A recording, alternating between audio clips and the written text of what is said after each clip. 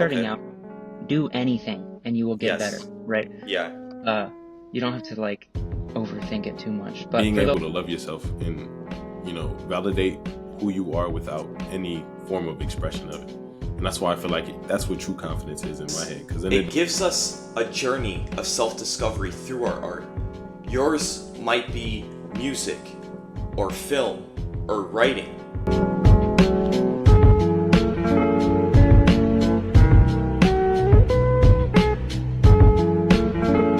Always been my outlook on everything in regards to life. If I see anybody who has anything, my default is if they can have it or if they can do it, so can I. We get to Yes. speak. We get to do a podcast. We get to work out. We get to. It's a privilege that people often complain and take for granted.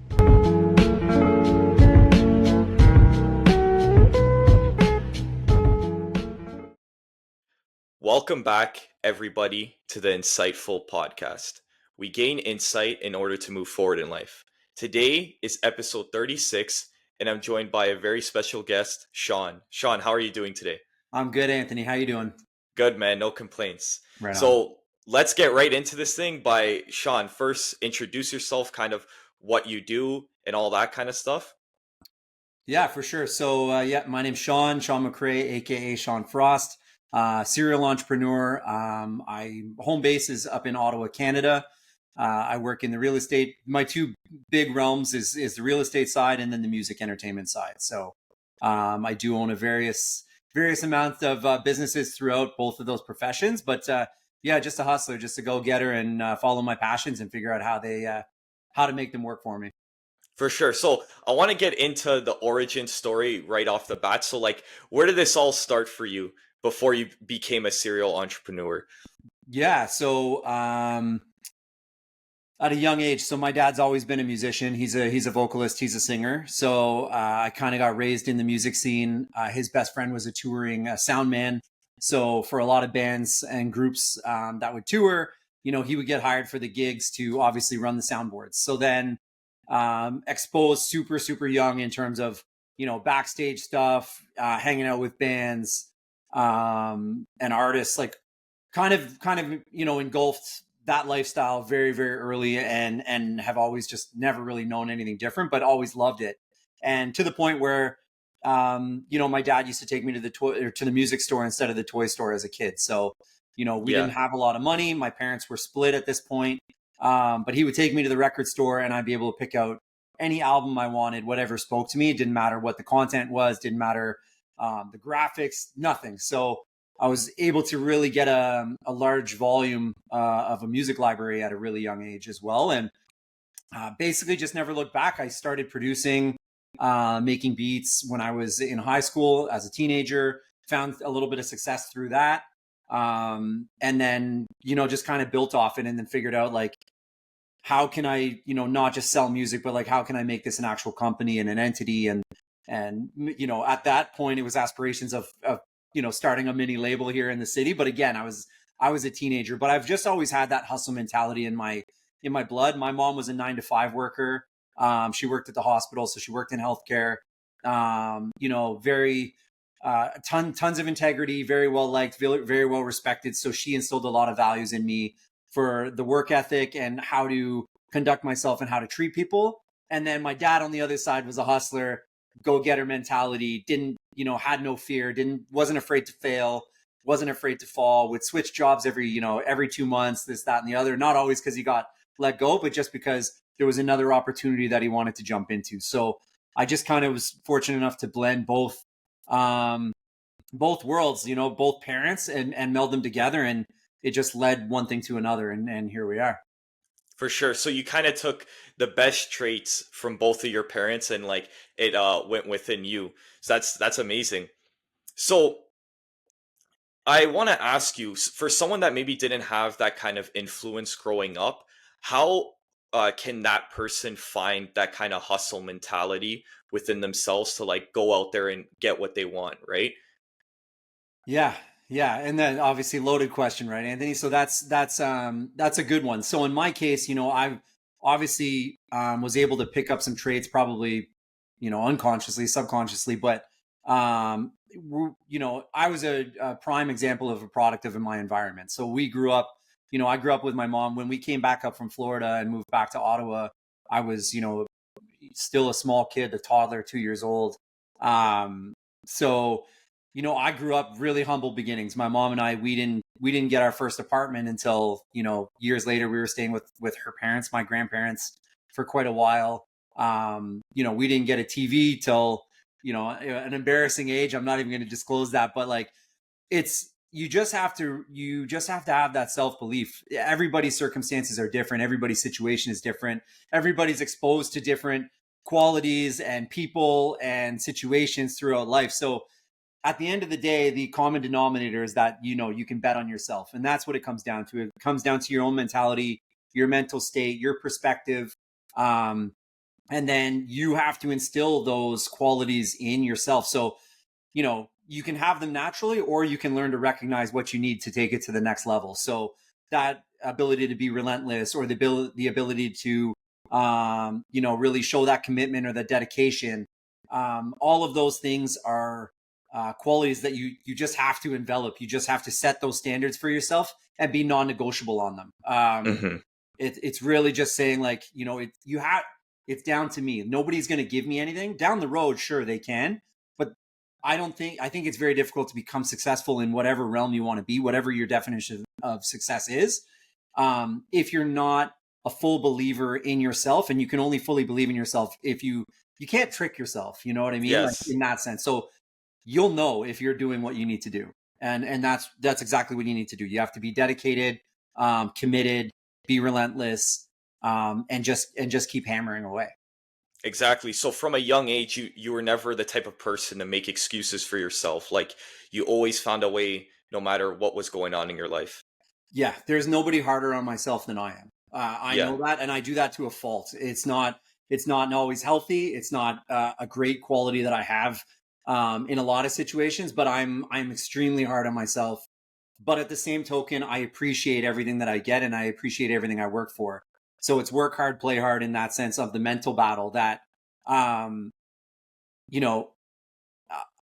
anything that comes my way, I know that I deserve it because I've earned it. And I have no issues with, quote unquote, failing or falling forward, falling any direction. Life's a journey. Not every step is forward. Right. So it's like, I'm not afraid from, like, I have no fear in that sense of, like, what others think of me, or like, because I know what I can do, and I know what I want to do. How to do it, sometimes I don't know that right away, but if I try something and it doesn't work, well, then now I know what not to do. So that's one less avenue that I have to worry about the next time I attempt to try to get to where I'm going to get to. Exactly. That's a great mindset to have, because I feel like some people may think to themselves, oh, I wish I would have grown up differently, or I wish my circumstances were different. But like you're saying, the only thing you can control is the work you put in, right? Yep. It's even a big thing with social media, right? Like, a lot of people want, like, the hack to, like, grow their account or whatever the case may be. But, like, usually the person that's posting the most content with the most value is the person that's going to grow a following, right? That's right. For sure. You have to have a little bit of A and a little bit of B to get to different levels, right? So there's, they say, like, there's levels to this stuff, and there is. Like, you have to mix, you just have to get creative and get outside the box. But it all starts, like you just mentioned, it all starts with that base of, like, the actual work ethic and the product and what you, and creativity. And let's face it, like, the effort, right? We're so conditioned to everything being instantaneous and everything to come so fast now that, if things don't move as quickly as you want them to, like, your mind can actually, like, kind of deceive you into thinking that you're not succeeding at it, or that you're failing at it, when really, like, it's just a slow burn. Like, you need to grow that. You need to grow the audience, or you need to grow the fan base, or you need, like, all these things are part of the process. You just have to take a breath and realize, okay, like, I'm on the right track. I'm powering through. And if you want to accelerate it, how can I find an acceleration method that's going to complement what I'm already doing? So it's not fraudulent or counterfeit, but it will go hand in hand. Like, that's the part of the, being an entrepreneur or trying to be better or better yourself, is, like, think outside the box and, like, put your mind to use. But it all comes down. It always comes down to that consistency and the work ethic. For sure. So besides consistency and work ethic, what traits within yourself do you think that maybe other entrepreneurs should be seeking out to develop? Because, like, yes, consistency and work ethic. Is there a couple other traits that you would say you attest to, like, your success? Perspective. So just being able to change your perception, in my opinion, is it's a cheat code. It's a game changer. And that, what I mean by that is it's not a bad thing to still get emotional and get upset over things. If things don't go your way, you're allowed to vent. You're allowed to feel some type of way. And it's actually encouraged. You know, you can't bottle everything up, and you also just can't be, a block of stone. Like, you've got to live. We're not here to exist. We're here to live, right? So changing your mindset in terms of the perception of things is absolutely massive. So being able to, leave your body type thing and look at things from a bird's eye view, from an overhead angle, figuring out why things didn't work or aren't working, and tinkering with it. Or if something doesn't happen the way that you want it to, it's not a failure in the sense, it's only a failure if you give up and quit. Then it's a failure. Otherwise, it could be a step back, but regardless, that's just part of the adventure. So it's really just getting your mind right, where it's like, okay, like, again, that belief in yourself, like, this didn't work this way, all good. What's the next step? How do I get to the next level? Like, what's the direction I have to take? So my personal experience, like, I often, look at the finish line of where I want to get to, and I actually work my way backwards a little bit as far as I can. So I try to connect the dots, in reverse. Usually I'll get about halfway, or just before halfway, or just after halfway. Then I go back to the start and then just figure out how to get to the halfway point. And sure enough, by the time I get there, the dots are already connected. I've got the momentum. I'm flying. So even if one of the dots partway through, after the halfway point or whatnot, isn't the right one, I'm already on my way. I have that momentum behind me, and I know, my back's no longer against the wall. I have that momentum saying, like, you're on your way. You can do this. Figure it out. Figure it out. Figure it out. And then you do. And then when you get to the end, you're like, okay, like, I literally just crushed that. Like, what can hold me back? If I can get out of my own way, there surely isn't anybody or any other circumstance that could stay in my way. Yeah, so there's a lot of importance with building confidence, right? Because if you have succeeded in the past, when you're faced with a challenge, it'll be much easier to overcome, because you could just recall back to that time where you were in a struggle, but you managed to overcome it, right? That's right. For sure. So entrepreneurship within itself, it was always something that you knew you would go down that road, like there was no other option? Or what kind of were you thinking at a teenage age or whatever? Yeah, so teenage dreamer for sure. Obviously in high school, I was, that was the dream, was to get into the music industry in one way or another, and, live that lifestyle, experience it, live it to the fullest type thing. And that was kind of, what my goal was. That was my, hopes and dreams at that point. And, life takes you down different paths. Things happen. I was working out of a studio with guys, artists out in Kansas City. Things went south with the studio while I was going to university as well. So when I came back up to Canada, the studio, things happened at the studio. I didn't really have much to go back to. I was kind of at the age, early 20s at that point, that I was like, okay, like, maybe it's time to quote unquote grow up. I should probably figure out, get a real, I don't want to say real job, but like a paper trail job that just showed a little bit better on paper, built my credit a little bit better, kind of trying to become a little bit more of a man, so that I was, more rounded, more prepared, more experienced for what life was going to give me. So I tried the 9-to-5 job. I had multiple jobs, always been grinding, never been really unemployed, but, I did 13 years working in healthcare as well. And I loved that job. I loved working with patients, patient care, helping people. The pay wasn't good. The hours were fine. I knew that it wasn't my end all be all. And that was the struggle mentally for me, is that, hey, I'm really content in this job, but it is a job. It's not a career. It's not my passion. It's not going to be my forever movement. So, I got to light a fire up under myself. Otherwise, I'm going to get complacent and time's going to pass me by. And by the time I figure out what the hell I'm supposed to do or want to do, not that it's going to be too late, but I'll have wasted away that time. And I've always been really aware of time. I have an obsession with time in some senses, where I I just want to make sure that I'm not wasting. I don't want to, Yeah. I don't have time to waste. And so yeah, I tried that route and it just wasn't for me. I've hit personal rock bottom twice. Once in that situation where I just felt stuck and didn't know where to go, how to, dig myself out of it, depressed, what to do for the next move. And then the second time was a couple years later where it was a monetary thing, where I just felt like I wasn't able to provide for my family. And again, looking back on it, that's why changing your perspective is so important, because looking back on it, like I wasn't even close to that position, but I couldn't help but the way that I felt at the time, and I couldn't get out of my own way. So those two, but the job one, when I felt super stuck, I just literally hit the pavement in terms of like trying to find as many avenues that were like potential passions of mine that could generate revenue. And I tried multiple. I started different businesses. Some were successful, some were not. Some were successful in terms of like they were making money, but I hated them. So it was like that struggle of finding the right lane until I actually came across real estate as a broker.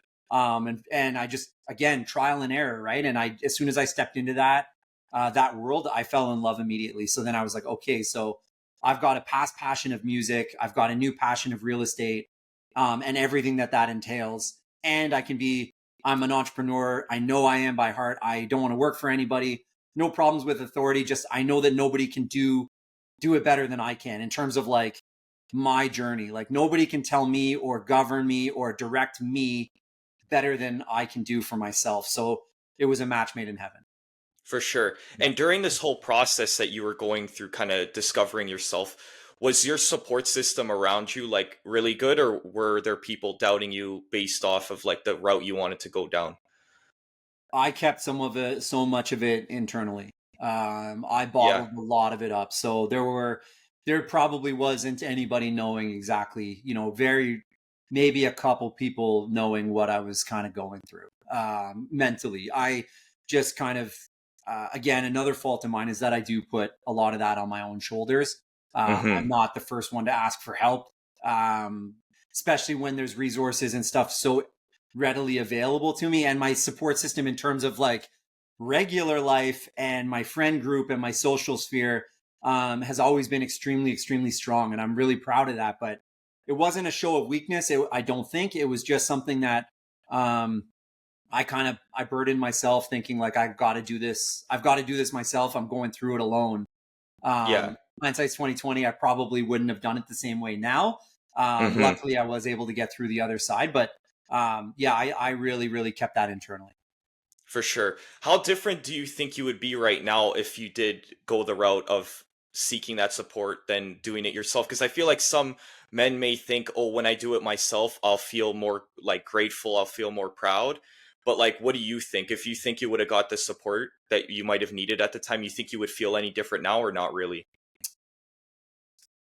Loaded question, right? I'd have to go back in time for that. So it's really hard. True. It's really hard. So to answer the question in a different way, if I had the option of going back and doing things differently in terms of just being a little bit more open about it, that's the direction I would take. There were a lot of sleepless nights. There was a lot of, a lot of stress and pressure built on myself that maybe if I had an outlet, and that's what I said earlier, like to be able to vent and to be able to blow off steam, let your emotions out rather than trying to keep them pent up and then dissipate them from within.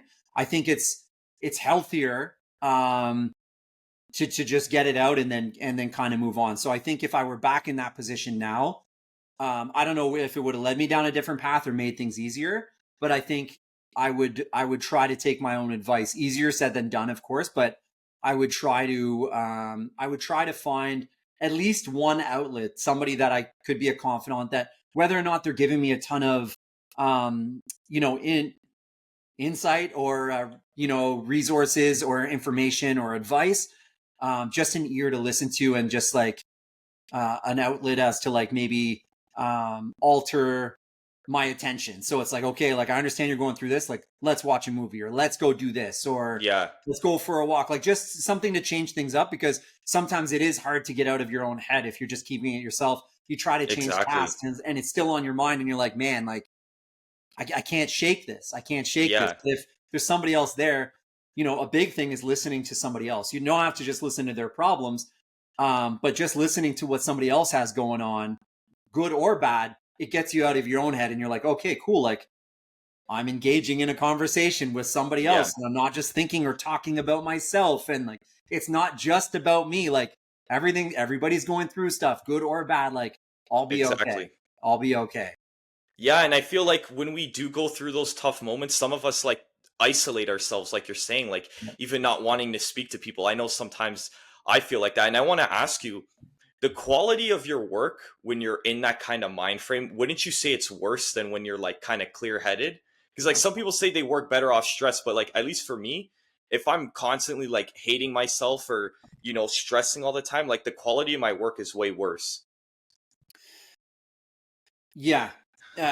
And I agree. So under stress and under pressure, there's variations of that, right? So like, you know, a time limit. So if you're on a deadline, well, yeah, that's stress and pressure. If I'm under a deadline, I'm going to deliver. I purposely trick myself to have, like, for most of the tasks that I do, I trick myself into putting my back against the wall. I intentionally put my back against the wall because I thrive. I love the chase and the fight of getting myself out of that. So for productivity purposes, I do that. I'll set a deadline or a timeline or whatever other factors are put into that situation. And I love fighting my way through it. And I kind of trick myself into that stress and pressure. If it depends what the stress and the pressure, where it's coming from, right? If it's a mental thing or something really, really negative, well then no, I'm not going to work as well as I would if I had a clear head and I'm upbeat and my positivity is going, my momentum is flying, metabolism's firing on 1,000, right? Like, it's just like I'm burning, like I'm burning mental, I'm exercising, I'm working out, I'm getting everything that I need to get to feel that I'm really like living to the fullest. So nothing's going to stop my productivity or the output that's coming out at that point. As if I were, instead of rather being depressed or not into it, you know, you're going to get out what you put in. It's as simple as that. But some pressures and stresses I value because again, they could be controlled, you know, but I do like having that because I feel that I perform really, really well under pressure. For sure. Yeah. I feel like when it's more personal issues or maybe issues that you're making up in your own mind that don't really exist, like not the deadlines, maybe something else, that's where I feel like it kind of eats away at you. But it's like you're saying, if you kind of have a deadline and stuff, that's when you work the best. Yeah.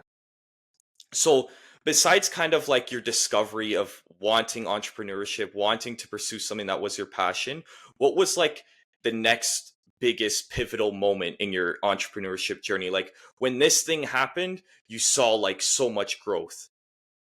Yeah. First day on the job, to be honest. As soon as I started as a real estate agent, before I was a broker, you know, I was fortunate in the sense that you know, the first showing I ever did, the client put an offer in. We didn't get the property, but like, it was like, that was the taste, right? And I had never seen, even through the music stuff, I had never seen the possibility of, and where I come from, like this was unheard of. So the ability to, off of one deal, what the commission was, right? So I'm not money driven. I'm a big advocate that I'm not driven by money, that it comes with the service, it comes with the effort and the work that I put in. So it was still an eye opener though, to recognize, okay, if I can do this well, this is how much I can get from this. So if I can just really elevate myself and do this a lot, well, then this gets amplified by the amount of times that I do it. Very simple math. So I realized right away there's no cap. I am out on an island on my own as a real estate agent here. And what better way to enjoy paradise at the start, right? Is like, I had the peace and tranquility of just being by myself and like figuring it out while still being able to have you know, being able to like call colleagues and network with people that are doing their own thing on their own islands type thing, and being like, okay, like what's working for them? What can I try? How can I use my commitment and work ethic and the fact that I'm relentless, and also just use my head to get myself ahead? There's no restraints on me. I can be as big as I want to be. So it was just understanding that right away. And then, finding little niches, like just getting creative and finding little niches that weren't really being used because they were tedious or it was a lot of work, and started adopting those into my daily practices, knowing that one day I'm going to get to a point where I don't have to do it this way. But right now I think this way is going to work for me. And it did. Like I took things by storm, and by doing a lot of tedious tasks that nobody else was doing, because it was a lot of work for a numbers game, potentially no results. But if I just kept hammering at it, then I would get more and more results, put in the proper service, gain more clients, build a bigger network, so on and so forth. And then all of a sudden, like, by the end of the year, I'm like, okay, like now I've made twice as much as I've ever made in a year as I have any other year of my life. So like, and I'm still just learning. So like, what's next year going to bring? Right. Yeah. And that was your first year where you had that huge turnaround, eh? Right away. Yeah. First year. By the end of the first year, like I was, truth be told, like I had worked multiple jobs at a time and done 6 figures, but I had never worked one job at a time and made well over 6 figures. Especially, first year in it, I was like, okay, like there's potential here. And from there, it was like, yeah, they're just extremely, extremely grateful for sure. Yeah, that's all it took. It was that little like lighting of the fire. And I feel that that's maybe what people are missing to like put in the work necessary, like keep hammering, like you're saying, is they never get the taste of that fire. Yeah. So they never think it's going to happen for them. And it's so hard. You're bang on. You're 100% right. And the thing is, it's really hard. It can be really hard to find that road, like to find that lane. And that was the part that was difficult for me, is that I kept trying things, and some of them weren't even unsuccessful in terms of like what an average person would look at as success. Like they would say like, hey, this is going pretty good. But then when the workday ends, you're like, man, I hated today. Yeah. Like this isn't me. I don't like this. Like, yeah, it's paying the bills. It's providing. I'm grateful for it, but like, I don't like it. So then you have to start wrapping your head around like, okay, so like this is actually working. I jumped into this from something that I was really unhappy with. I'm less unhappy than I was, but it's still not the right move. So now what do I do? And then it's like, okay, like I'm going to close shop and I'm going to start fresh. Yeah. Right? And it's hard. It's hard doing that, because it is easy to get discouraged and being like, maybe I'll never find the thing that I want to do. Yeah. So if you don't mind me asking, how old were you when you found like this, when you found that passion? 32. See, so that's what I'm trying to say is like, I've heard people say like they're 24 years old or something, and they say, oh, it's too late for me. It's like, you're the testament to that it's never too late, right? Like, yeah, even if you're 40, you could still make a change. And that's what I love about your story, is that like within 1 year, you were able to change your whole life around and put yourself on this crazy trajectory. And people just don't believe those things. I don't know why. Yeah. Well, I don't think it happens every day, but yeah, that's 100% correct, is that I was paycheck to paycheck. I enjoyed life. I don't feel like I missed out on anything. I've had an amazing life. And this, just in terms of career wise though, really just changed everything, because now, back then, before that, I was separating. There was a personal life, there was a work life, you had different social spheres, you had sports, you had this and the other. It was all compartmentalized for me, so that I was split. Like there was work, and then there was like home life. And I think a lot of people still live that way. Whereas now I do not walk that, that line where there's a separation. I am me. And this is part of the reason why I feel like I do have a good amount of success in a lot of things that I touch, and my personal life as well, because same thing on my social media for like Instagram, for example. That's the platform that I use day in, day out. You see me as myself. You see me as a dad, husband, entrepreneur in the real estate realm. I own 2 custom home building companies. You see about property management groups on different houses that we own, an investment group with my buddies from high school, a music company. I manage work with 2 artists. One signed with Columbia Records. He's out in LA. Another artist here. I work with a wrestler. That's amazing, man. Anything that I'm passionate about, I do it either as a hobby, and if there's an avenue where I can take it to the next level, again, not based on what it's going to earn me, but Yeah. where it's going to take me. What experiences am I going to get out of it? Will the time and effort that I'm putting into it now be more valuable if I can create something tangible and something stable out of it? Well, then let's take it to the next level so that it's still a hobby, but it's something that's bigger than it was. And like, maybe it affects the person that I'm actually working with. Maybe that becomes their bread and butter. So like, not only am I enjoying myself and having fun with life, but now I'm actually giving a gateway and opening a door for somebody else that may need that opportunity. And I'm going to watch them grow. And then it's like, man, like the energy that's coming back to me, then I'm putting out just from, good deeds or kindness.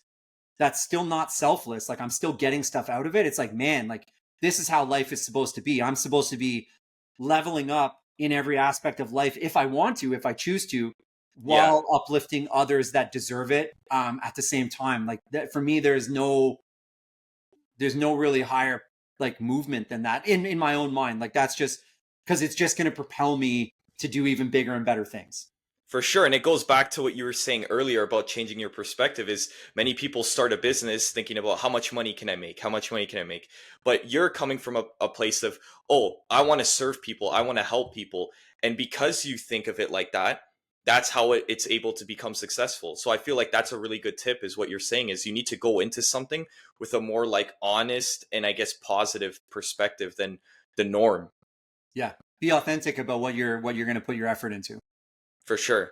So, do you think the younger Sean would believe he would have the life he has today?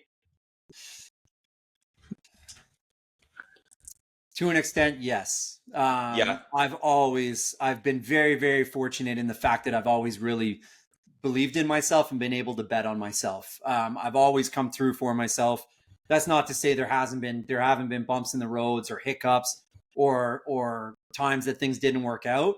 But the end goal, and I think that's why I got so into my head, at that point where I was, going through it and feeling stuck the first time, is that I knew, to my core, I knew that just wasn't my be all end all. I knew that there was something out there for me, something bigger. I just didn't know how to get there. So that was the frustration and the hopelessness, right? Like, basically felt like I had fallen down a well. So I could kind of see the light at the end of the tunnel, but it wasn't a tunnel that I could just run towards the end. Like, I literally had to scratch and claw my way out of it. And, but as a youth, like, I always knew that, there was, I don't want to say sky's the limit, but I kind of believed in most cases, I wanted to be a professional footballer. Like, I love soccer. Like, I'm a diehard supporter. I'm actually I'm a partner with our professional soccer team here in Ottawa. I've seen that. That's awesome. Yeah. Yeah. And they approached me for it. So it's been a huge blessing there, but there's certain limitations that I have, and I understand that, but I've always known that I was going to be able to be very comfortable and happy in my own skin. And at the end of the day, when I'm putting my head down on the pillow, it's not a question of like, is there more that I can do? But like, and not even like, am I satisfied? But it's like, am I content? Am I really, and content might not even be the right word, but it's like, am I really happy? Like, am I actually really happy? Am I happy to wake up in the morning? Am I excited to wake up in the morning? And I'm happy to go to bed at night? If those are all in place, you're doing the right thing. Yeah, you're living out your purpose. Right. So how would someone listening right now like discover their purpose like you kind of did? What would be your, I guess, best advice for that? Well, as pathetic as it might seem, I would just, I'm a big believer in putting things out into the universe. So like, I still rock a vision board at my, at my stature, or like where I am in life, which, sometimes is a little comedic, but yeah. I'm not a goals driven guy. Like, I don't set myself goals in terms of like how many units I need to move, how many houses I need to sell, how much money I need to make. I go by, again, as simple as it is, I go by the work. I know if I'm cheating myself out of the effort that I'm putting in, the results are going to show that as well. I have nobody else to blame but myself. So to get started, if you're feeling stuck, I would be making a list to start of all the things that you're interested in, big, small, because there's no restriction on how many of those you can do at a time. So if one thing is a small thing and it's more of a passion project that might not bring you a ton of income. It might bring you a ton of happiness. So I would embark on that journey, but then also be realistic in the sense that like, okay, like I do still need to provide for myself and maybe my family or spouse or partner, this, that, and the other. So I do have to figure out if I'm going to go down this route and try a passion project that I'm really, really excited about, what ties into that, or what, it could be totally separate. Like what else am I interested in that I might be, ready and willing to kind of like go down the rabbit hole. And for me to this day, one of the things that I still do is that I'm a firm believer in education, not necessarily institutional education, but it depends on what, avenue you're going down. So I'm always enrolled in some sort of course or class. And I'm a believer that if I can enroll in a course or a class that's going to give me one tidbit of information that's going to help me potentially down the road, whether it's a networking interaction, a deal, a negotiation, what have you, whatever it is, if that piece of education benefited me to get to that, no matter what the cost was for it, well, that's priceless. That's a priceless investment. You're betting on yourself. You're investing in yourself quite literally. The amount of times that you might use that tactic or that piece of information down the road, especially after the first time you use it and it works, keep doing that. And you're going to be building, and you're going to surprise yourself. You're going to be like, man, I never thought I could like maneuver this or negotiate this, or, so I would make a list and then figure out, once you get the top of the list, what you kind of want to do. Then it's easy. Then you start mapping out, like separate it and be like, what do I have to do to be in this job, in this career pathway? And just do it, and just don't make excuses, right? If there's a course, Udemy or whatever, even if it's a cheap course, like get your feet wet. You don't have to start with the home run. Start with something that's simple, learn a bit of information and be like, you know what, I don't like this at all. Or I don't like how this message is being conveyed to me. Let me try a different option for the same route. Try a different option. And then you'll know, hey, I've tried two different things. I don't like what anybody's putting down. Maybe I actually don't like this. Like, let's try something else. Exactly. Yeah. I feel like people want to find their purpose, but they're not doing anything on a daily basis that's going to allow them to find it. Like, they're just sitting there hoping it's going to hit their brain one morning, Right. Yeah. And it's, playing the victim card. It's so easy to rationalize, that things that are things are out of your control, or like come up with an excuse. Sometimes it can be warranted. I understand that everybody's situation is different, but I think in the grand scheme of things, I think we do like to take the easy way out. It takes the pressure off us, deflects the blame, deflects the attention. It's not your fault. You're not the one that's inadequate. It's somebody else's issue or some other circumstance. That's so easy, right? But again, that's what's going to separate you. So use that to your advantage. That's what separates you when you change that perspective and that mindset, and you start hustling and you start grinding. Then it's so easy for you to get the blinders off and look around and see like, man, like all these people, like maybe in the same profession, are making these excuses or saying this or doing that.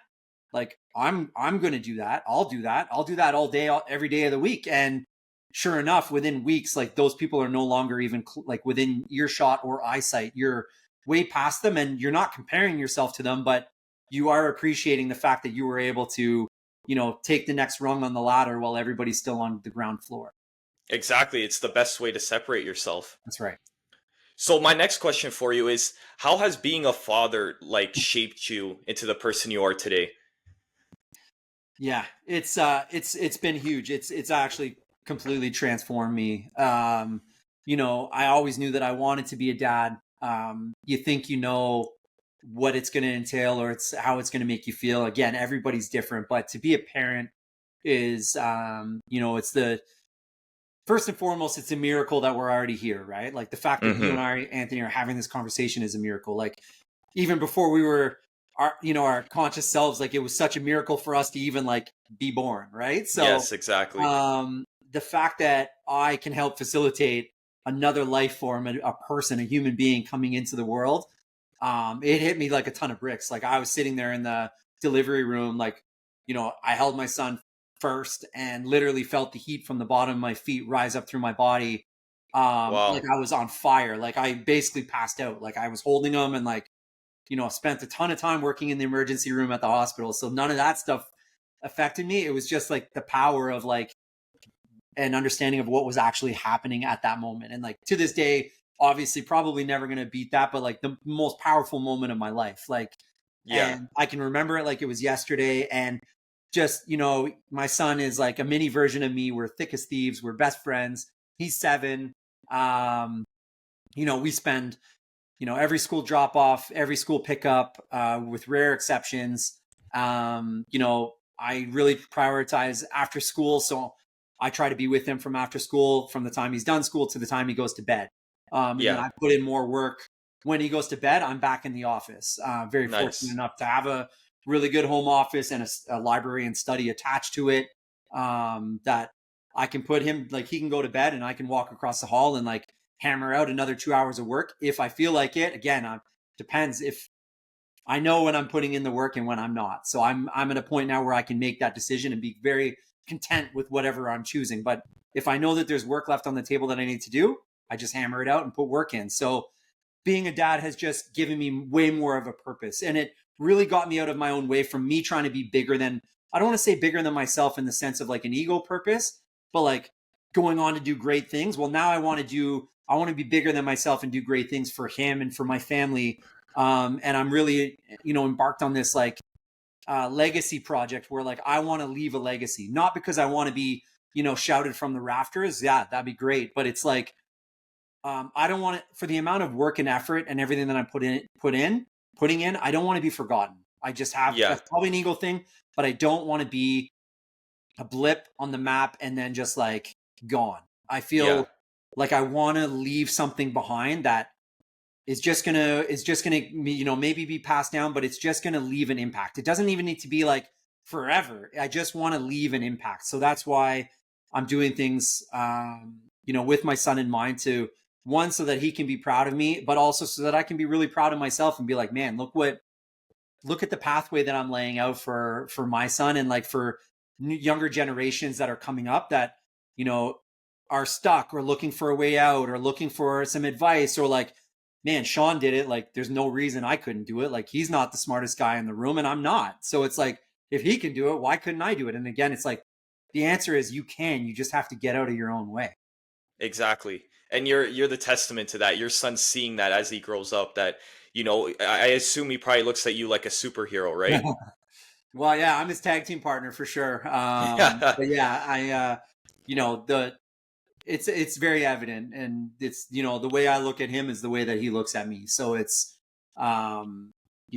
just again, so fortunate to have that dynamic. And it's just like, I thought I was super motivated before, and like, that's just like strapping a rocket jet to your back. Like it's almost like Game Genie, right? Like it's a cheat code where you're like, okay, like things were going really well before. Well, now I have another person that is relying on me. That is literally the love of, our lives here in our family. And like, let's go to, let's shoot for the moon or shoot for the stars and land on the moon, right? Like either way, we're taking off. For sure. Very well said. So my next question is, what advice would you give to someone who is young and wants to become a serial entrepreneur? They might maybe already have a business right now, but they find it kind of difficult to like branch off to other avenues. Like, what advice would you give for that? Every business is different, but every business needs a business plan. So I think, you might get lucky on one or two of them, or maybe a few throughout, when you're not properly prepared. You're kind of flying by the seat of your pants and something hits, and, you kind of take it off from there and then start getting your standards and procedures and operations put in from there. So I think it's really just trying to, if you're in something that's working, try to replicate it in terms of like the big things that worked with that business to get it off the ground. They could still be different than the other one, but try to implement some of those structures into the new business that you're doing. Don't just jump in, register a name and then call yourself a serial entrepreneur and a CEO of 2 companies. Mm-hmm. And that's the easy thing. That's that quick, instantaneous clout, right? Where you're like, I'm a serial entrepreneur. It's like, yeah, anybody can go register 6 businesses and call themselves a serial entrepreneur, right? Like, Yeah, I can go play a game of hockey and have somebody pay me $100 to play it and then call myself a pro. Like, it's not exactly. right. Let's not, trick ourselves in that sense, or deceive others. I think taking out those structures, like I said, from the first business, trying to implement them into the new one, seeing what works and doesn't, and then just building steps from there. Excuse me. So like, and then getting creative, being like, hey, I didn't have to go this route with this business, but this is a different beast. Maybe I'll try this. Or now that I've built up this following, or this network for the first business, like, let me use that following or use that network to, give me advice, or get their hot takes, like get a survey out or a poll, or just have open discussions with people that I network with my successful business. Like, hey man, I'm looking to do this. Like, if you were going to do that, what would you do? Right? Yeah. Same, the same questions we're doing right now. And it's like, get some of that information and then decipher it and figure out, like, hey, I actually like that idea. Like, maybe I didn't think of that. Maybe I'll try that. Or, you know what? I didn't like the direction that any of that was going. I'm going to turn around and run the other direction. I think the other direction might be better. So just don't get discouraged. You have one thing that's working, be grateful for it. Do not take time and effort away from that. So one thing that I would say just as important is to not do is don't take your foot off the pedal of what's already working. It got you to where you're at. Don't get complacent there. Keep nurturing that and making sure that grows, because that's going to keep your momentum, your perspective, your positivity, your energy, your mental state in the right frame of mind to start something new and not get discouraged. Because you don't want to start something new, have that unravel, you get upset about it, get in your own head, and then it starts bleeding over into the business that's already working. Then next thing you know, it's bleeding into your personal life. And then all of a sudden everything's poisoned and Falling apart for something that really doesn't need to be happening. Exactly. So since you're able to like run all these different companies, still be hustling every day, have a family, how do you go about like time management? Like, are you someone that doesn't sleep a lot, or are you waking up early, going to bed late? Like, how does your days look? I try to get 7 hours of sleep. So my sleep is pretty normal. I try to do like basically like I try to get in bed by midnight, and I'm up at 6 or 7. So then that's like my natural clock is going to get me up pretty much at 7. So 7 hours is kind of my natural without an alarm in most cases.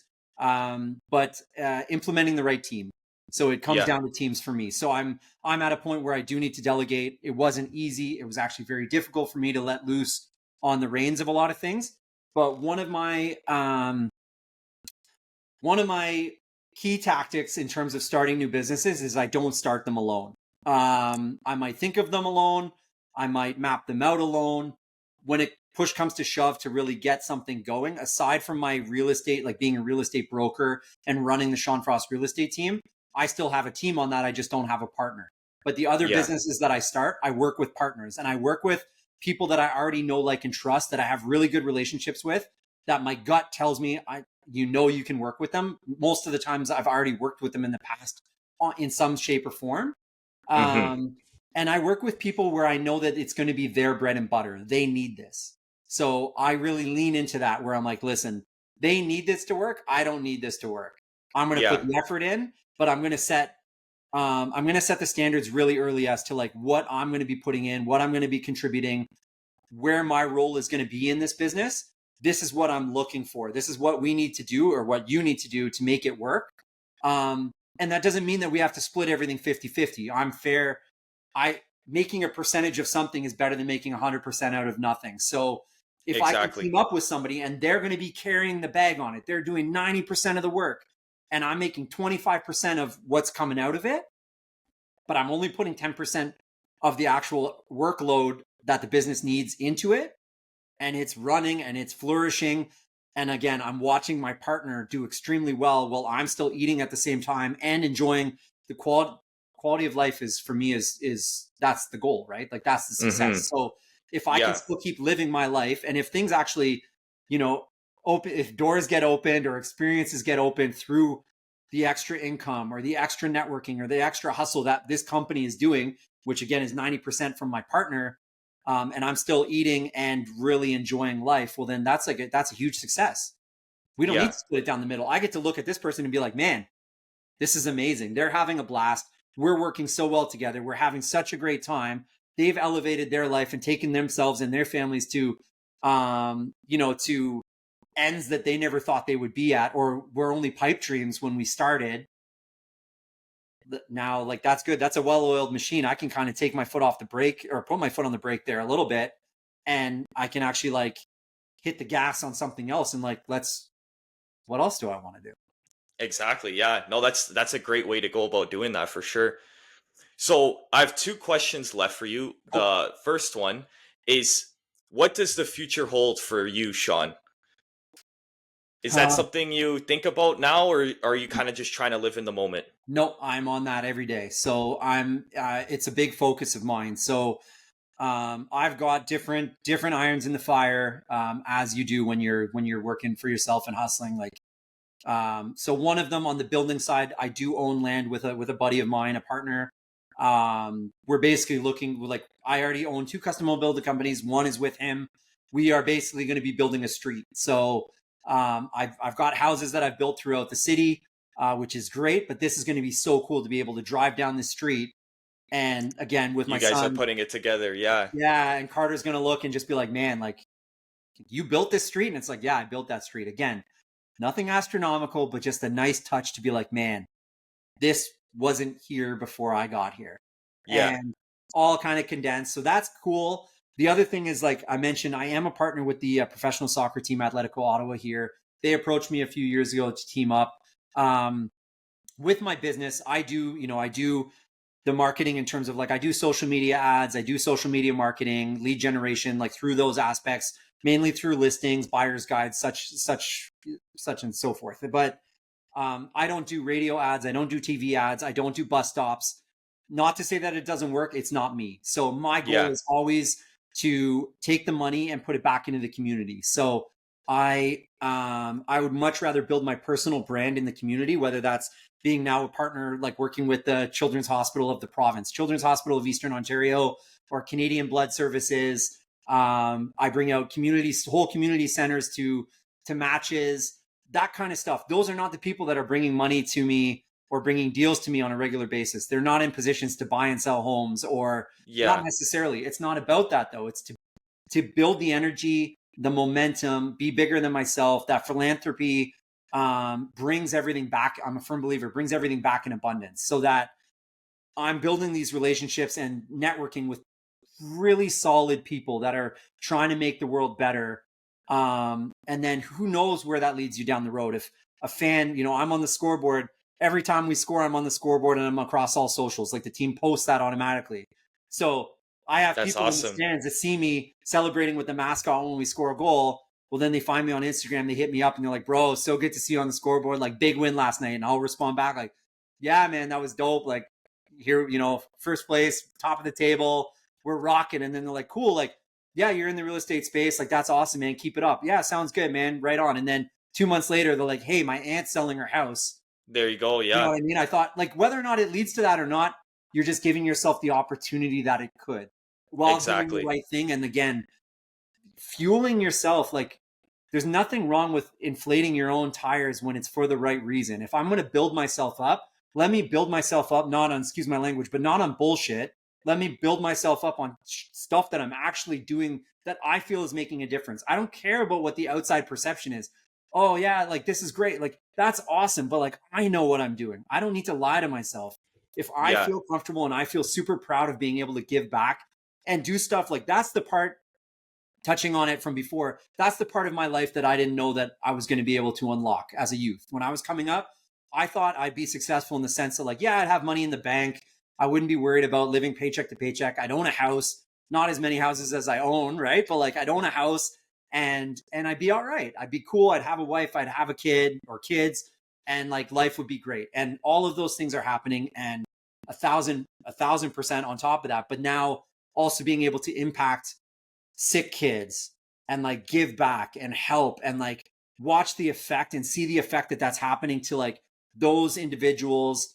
Like, that's the part I never thought that I could be able to be a part of. And you know, that's part of the juice now that like really elevates me, that really like just gets me going. Like, you know, I've been in and out of focus. If you're watching this like on screen, like I've been in and out of focus the whole call because my camera can't even like stop to focus me because I'm just bouncing around. Like full of energy. But you're getting the authentic me. Like, this is how I am. I'm not pretending. I don't look like a real estate agent. I don't look like a regular entrepreneur. Like, I'm tatted, chest, back, arms, piercings, you know, a couple $100,000 of jewelry on. Like, I don't fit the mold and I don't care. I am me, and I encourage everybody to be yourself and just honestly, just bet on yourself. For sure. You're living a life of true authenticity, and that's amazing. Yeah. Thanks. So my last question, you kind of touched on it before, but I ask every single guest this question is, Sean, how do you want to be remembered?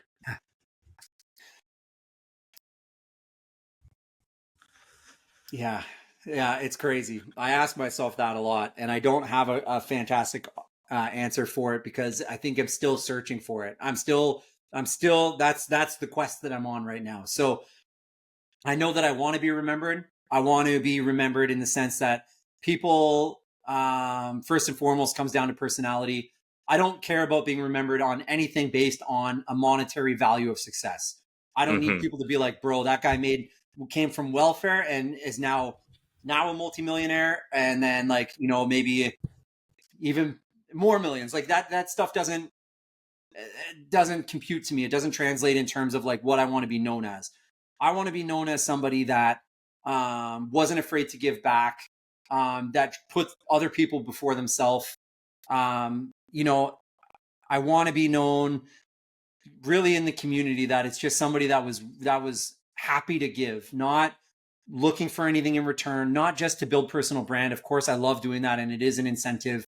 But just somebody that was able to put themselves in a position that was able to help people. And I've always been a people person. So whether that's donating time, donating money, energy, whether it's to sick kids at a hospital, blood donor clinic across the country, bringing people out to a soccer game, or helping aspiring entrepreneurs, if I could share some insight and tidbits to help somebody get unstuck, like all of those things are what I want to be remembered on. Through the individual, I think, in like different spheres. I want to be remembered for different things by different people. I don't need a blanket statement being like, you know, sure, a blanket statement of like Sean was a really good guy. Like, sure, that'd be awesome. But like, I don't need to be labeled as anything. I just want to leave an impact. I want to leave an impact on probably truthfully as many people as I possibly can. Cause like, otherwise what's like anything else, I don't limit myself on anything else. Why would I limit myself on that? Exactly. Very well said. Thanks, man. I appreciate you being on, Sean. This means a lot. It was a very good podcast, and I hope the viewers got some value from it. Thanks, man. I appreciate you. Thanks for having me on. And yeah, keep cooking, dude. I love what you're putting down, and obviously I'll be on the sidelines watching and cheering you on. And if you ever need anything, you know where to find me. Yeah, for sure. Thank you. So if you could stay a bit after we're done recording, I just want to ask you a couple questions. Yeah, no doubt. So to everyone listening, if you enjoyed the podcast, like, subscribe, comment, also follow us on Spotify. And I feel like it was a great episode. Can I drop Go one ahead, more Sean. thing? Go ahead. Can I do a quick plug? Yeah, go ahead. Awesome. Thanks, man. So depending on when the episode comes out, but one of my artists, two-time, he signed with Columbia Records, and we're working with ODA Capalot, which is a rapper, Polo G, if you've heard of him. But just announced yesterday, Polo G is going on tour, 26 cities for the Hood Poet Tour, and two-time is on that tour. So if you're liking what I throw down, if you want to support in any way, support my boy two-time. He's going on his first major tour, and 26 cities with Polo G. It should be exciting, and tickets go on sale on Friday. So check it out. But yeah, just a quick plug. I appreciate that. Awesome. Is there anything else you want to plug before I close it out? Nah, man, you're doing awesome. Let's just keep listening to this podcast and stay with Anthony, and you'll be in good hands. For sure. All right. Thank you, everybody, for listening in. I'll catch you guys on the next one.